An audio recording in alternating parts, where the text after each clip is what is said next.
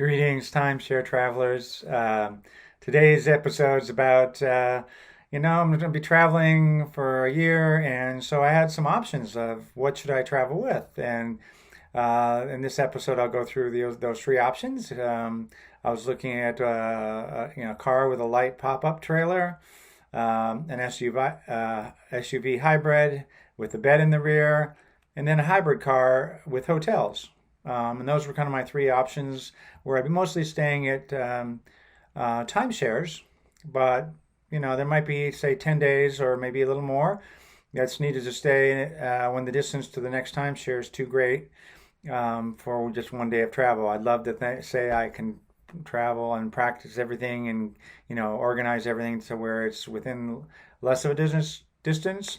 But I just made an assumption that there'd be somewhere around 10 days, and I have a spreadsheet with costs in the comparison, and I'll provide that at the end.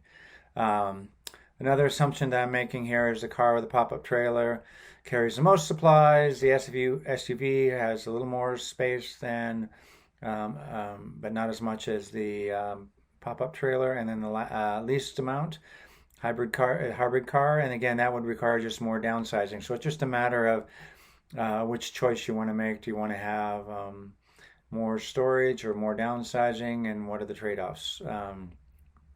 I used cars from enterprise.com and a used pop-up from rvtrader.com just for reference on where I got the prices.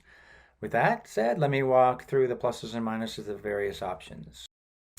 Before I go through the options, though, let me share just a little bit about my YouTube channel. Hi, this is Cliff, and I'm your timeshare traveler. The goal of my YouTube channel is improving your timeshare travels.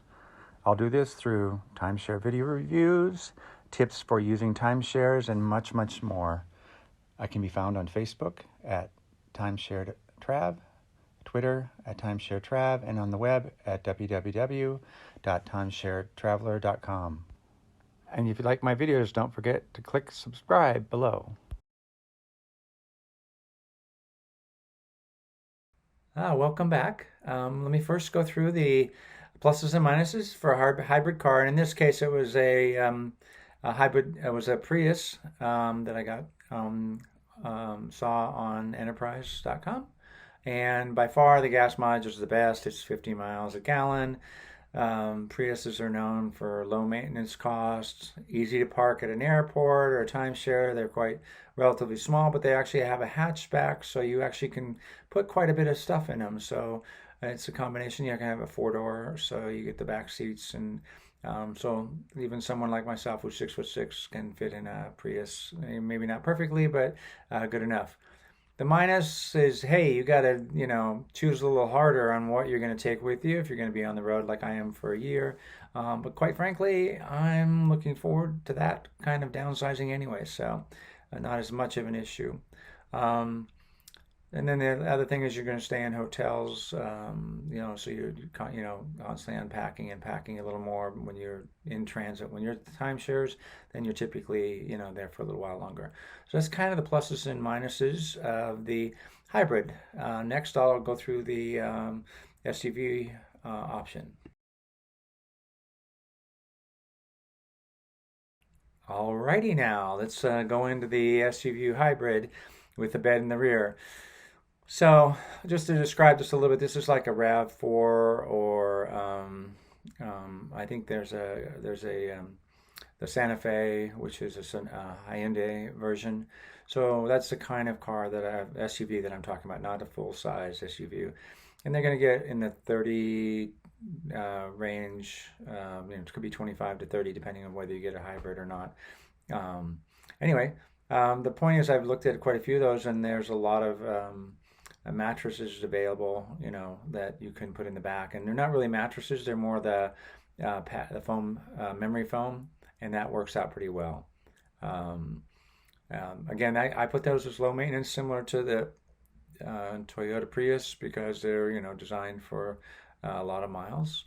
The wonderful thing is you can sleep anywhere by the side of the road because it's just sort of getting in the back of the a car, you probably have to rearrange things. I would imagine you know store stuff, move stuff in the front seat, and then you can sleep wherever you want. Probably, you know, and one option is at the rest areas where you have a bathroom built in. Um, anyway, it's easy to park at a timeshare, and at airports with these are a little higher, but you know, it's a standard vehicle, so it's not an issue. You can carry more supplies and clothes than you can with a Toyota Prius, so that's a bit more of an example, a little less of the downsizing. The minuses is sleeping in the back of an SUV is probably the least comfortable option. I don't want to sit up straight. I probably hit my head.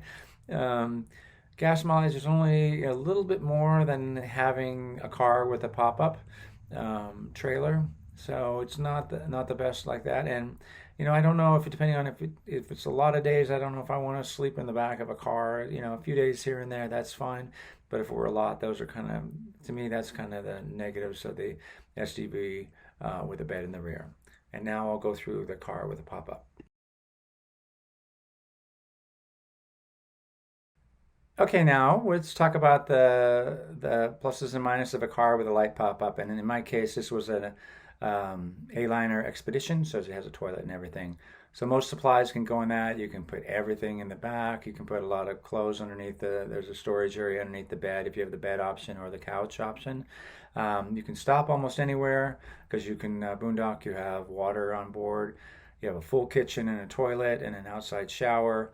And when you stop in a campground, you have a very social environment. A lot of people really enjoy that. The minuses are 25% reduction in gas mileage. I just was pulling a trailer that's similar style, and that's what I saw. I don't know how much wear and tear that'll put on the car. I was a little worried about that if that were doing it all the time. Again, you have the maintenance of the car is similar, but you also now have to maintain the pop-up trailer. And what do you do to store the pop-up trailer when you don't really want to, you know, carry it around with you? So you want to get a little bit better gas mileage. So that becomes another thing to manage on the road. Difficult to park at a timeshare. Some of them don't even allow you to do that. And airports, I don't really know exactly. I've never seen actually a pop-up trailer parked at an airport, so I don't know exactly how you do that. So it does feel like in some ways the most accessible, but then the other ways it's the most restrictive. And I'm also finding that the cost to stay in campgrounds is almost the same cost of a hotel, particularly if you're staying at the low-end hotels because you're just in transit. So that's sort of the pluses and minuses of the car with a light pop-up. Now I'll go into the costs. Okay, now for the probably the hard part, the costs. So I broke in put the purchase price of a car, and I got that from again Enterprise, and the I got the purchase price, and I highlighted in green the cheapest options for both categories of purchase. Surprisingly enough, the SUV, not surprising, the Prius is a cheaper purchase than an SUV, which is cheaper than the combined Hyundai Sonata and used pop-up. When I did a 4,000 mile journey, that's kind of a cross country and back, with 2 nights because it might be a long drive. The cost again, the lowest cost again was the Prius. In fact, the Prius was the lowest cost in all options except 20,000 miles in a year and 15 nights. So when you increase the number of nights, the SUV is in the back. On the flip side, I don't know if I want to do 15 nights sleeping in the back of a car effectively, you know. So it's not really got that convenience. So as the numbers and the nights go up, the costs get better from an SUV, but the inconvenience or sort of, you know, creature comforts goes down. And in all cases, the pop-up and the cars seem to be the most expensive option in all cases. And yes, also it doesn't feel like it's something I'm going to do given I've got a lot of timeshares because you just have another house effectively being pulled behind you. Now I have to maintain a house. So I didn't find that to be an option. So pretty much the Prius from a cost standpoint, and given that I'm sort of staying in timeshare, staying in the odd hotel here and there, seemed to be not that, you know, a little bit of a hassle unpacking and packing versus just sort of pulling by the side of the road. And you could be in nicer places by the ocean and stuff like that versus a hotel. Maybe you're not going to have that option. But overall, I was impressed with. Looks like my next purchase is going to be a Toyota Prius. So anyway. Thank you for your enjoyment. Hopefully you enjoyed this. And if you like more videos like this, be sure to subscribe to my channel. Happy traveling. Bye.